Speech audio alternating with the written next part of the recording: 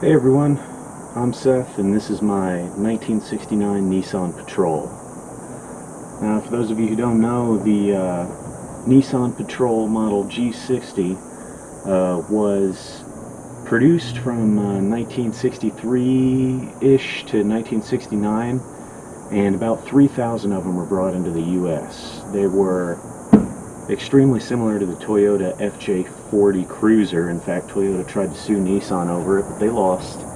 And they're very similar in performance and capability, as well as appearance.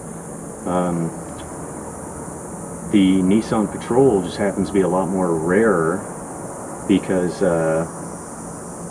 much fewer of them were brought into the States. But because Toyota gained this reputation for reliability and everything, FJ40 Cruisers cost about twice as much as a Nissan Patrol does. However, they're a lot easier to work on because of parts availability. But anyway, let me show you what we're dealing with here. Alright, so this is what we got going on under the hood here. This is a Chevy 292 that I believe was pulled out of a 1976 Chevy C10 pickup. It was all stock when I got it, the engine that is, but I've subsequently put on a better alternator, different pulleys, and this project was the bane of my existence for a while. This is an Offenhauser 4-barrel intake manifold, and I've slapped on a Holley Truck Adventure 470 CFM on there. The throttle linkage is still pretty skosh, and I never finished that before the transmission took a dump in this thing. So these cars originally came with a 4-liter straight 6, made by Nissan, produced about 145 horsepower, I think, and 235 foot-pounds of torque. This Chevy 292 is a little bit better in performance. They are supposed to put out about 165, 170 horsepower with around 260 foot-pounds of torque. Now the guy I bought this thing from, he got it from a friend of his out in California, and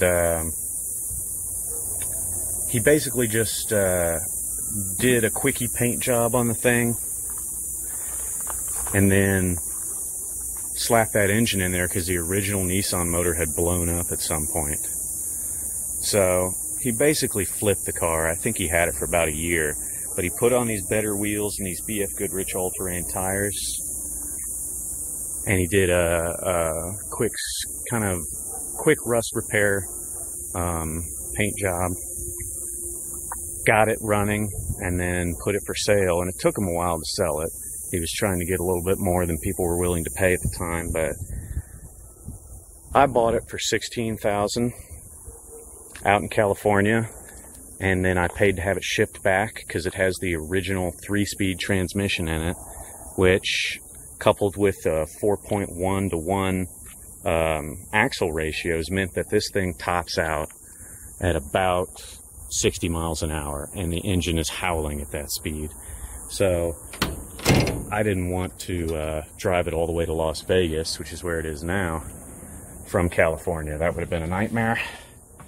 He also redid the seats, and this is actually a pretty high quality job here. I think this is marine grade vinyl, and redid the front and the back.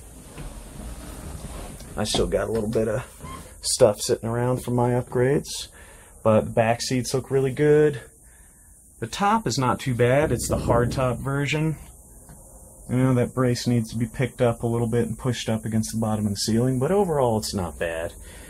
The people he hired to do the paint job, though, they left out all the bolts from the doors and didn't put new weather stripping in. I mean, when I say the paint job was slap shot, I mean it was real slap shot. But I knew what I was paying for, so no big deal. They redid the door hardware there with the same marine grade vinyl, and I think it looks really good.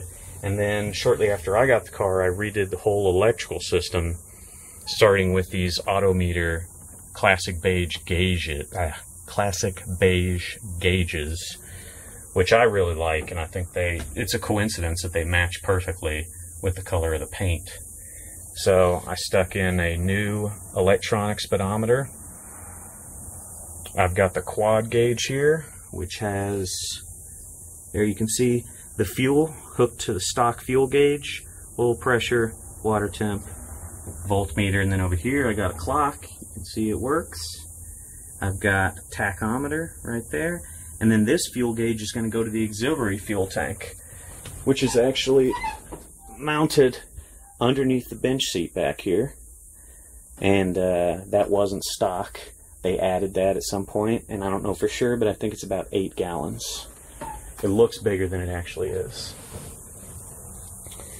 And then down here, it doesn't look the greatest, but I redid the electrical system. It looks like a real bird's nest right now, but I'll clean that up. But I got a little fuse box and a little power distribution block up there too. Anyway, so that's what's going on. Alright, so what's the point of this video, you're wondering? Surely I didn't wind up the cameras and everything just to show you the car. No, I got a project here that I am about to start, and it's going to be a huge pain for a number of reasons. But let me tell you what it is. The original 3-speed transmission in this thing took a dump like after 400 miles. The engine, which with that old carburetor never really ran that great. Like I said, the dude I bought it from pretty much just kind of slapped it in there to get this thing running so he could sell it.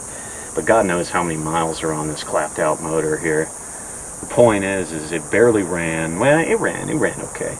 But I put the new intake and the new carburetor on there. Once I finally got that squared away, the engine was running perfect. I mean, it was quieter, smoother, and had more power and more response than I had ever seen. I drove it around for about 3 miles, about 10 minutes, real light driving.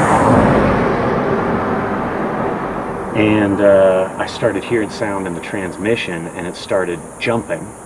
Basically like it had broken off teeth, and so it was surging and horrific grinding sounds.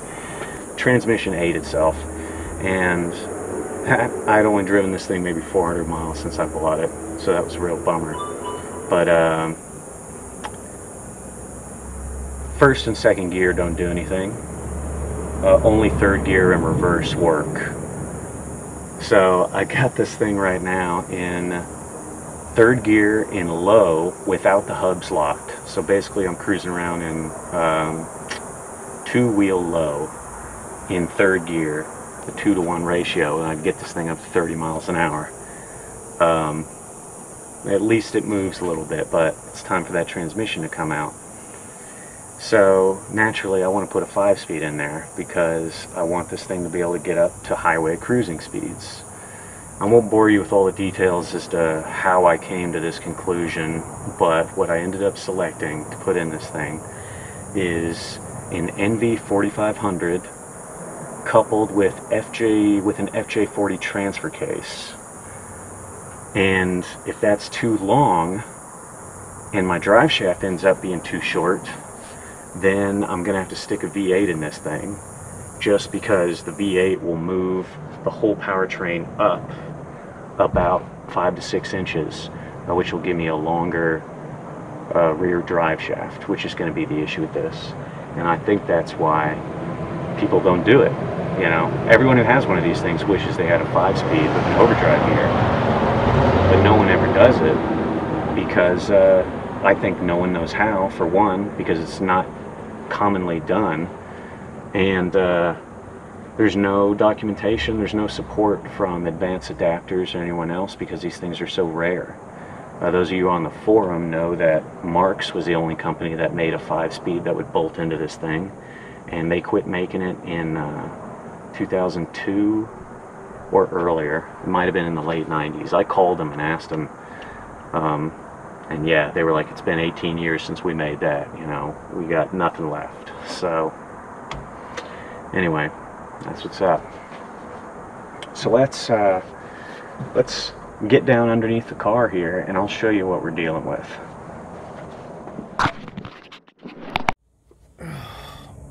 Okay, so here we are here lying underneath the car. Apologize in advance for how low quality this video probably is. This is my first crack at recording something that I'm working on and actually putting it online for other people to scoff at. But anyway, here's what's going on underneath the car. Okay, so here we are. I'll give you some perspective here.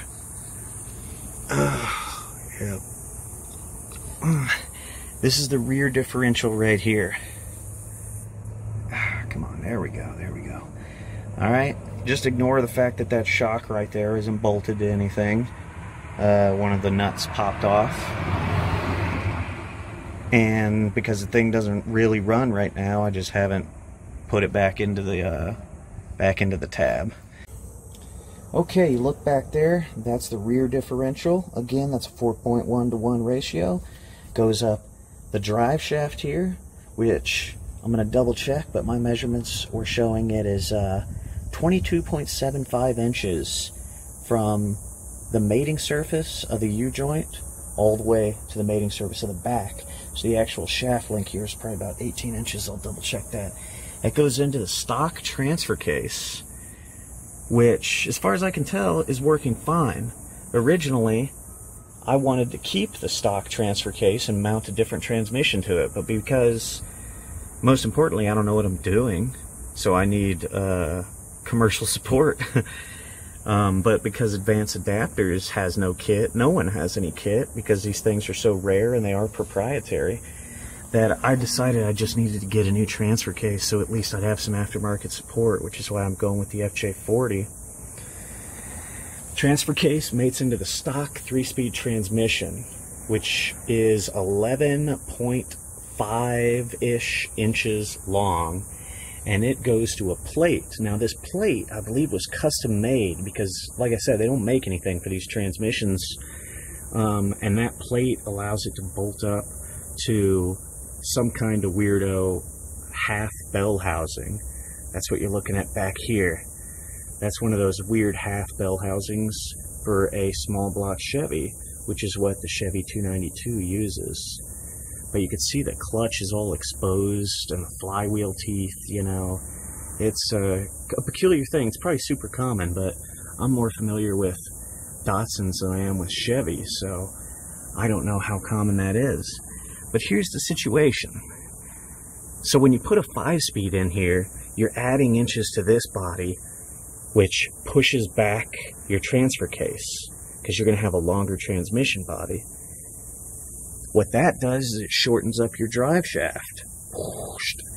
A drive shaft that's too short won't work, and it'll put too much strain on the U-joints here when it starts flexing. So I've got my angelometer here, and it's all about length versus angle. And you can see right there,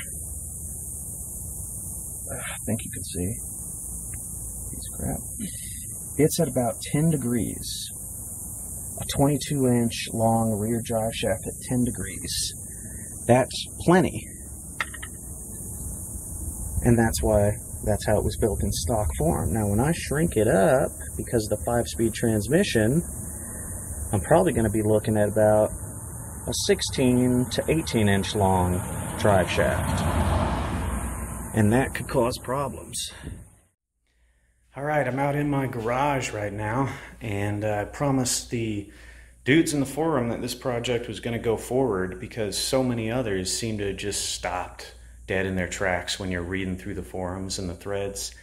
You see a bunch of people talking about putting a new 5-speed in there, in their patrols, and no one ever does it. It's just a lot of talk about overdrives, a lot of talk about maybe you can cram this 5-speed in there. No one ever does it, and it's because there's no support from any aftermarket manufacturers, and people just don't want to drop a bunch of money into something when they don't see a clear path to actual success. But my philosophy is you got to play to win. So I've dropped already like $6,000 on parts that I'm waiting to show up, and I'm going to slap them all together and just see what roadblocks I run into.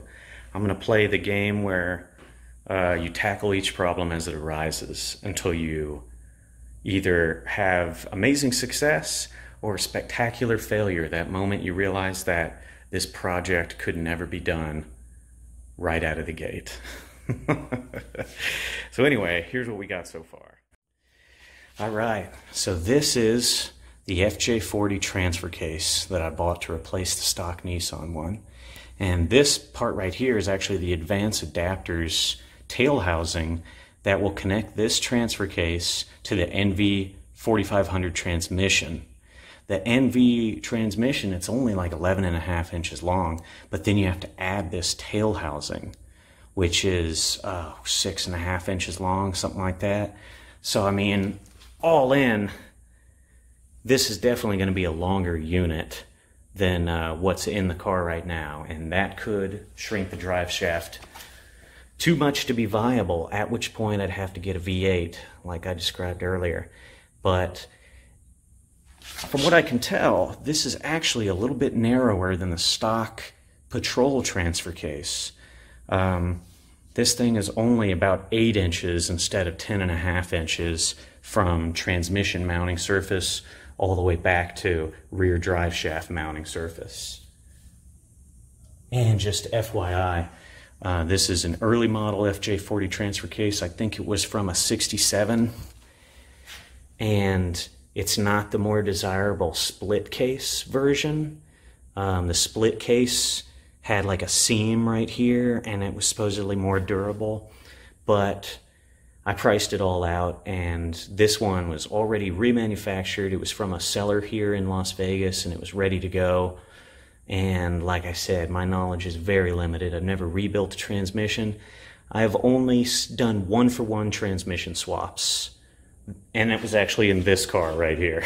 That's one of my other project cars, but I don't want to start talking about that one because the video will get too long. But I've changed out transmission in that car, but it was one-for-one swap, so there's no complications. This is going to be all custom, all ridiculous, and, you know, all I have is a 2-car garage and a decent amount of tools. I got a compressor, that's pretty cool, and I have a stick welder, and I got a TV. So between those 3 things, I think this project is going to go swimmingly.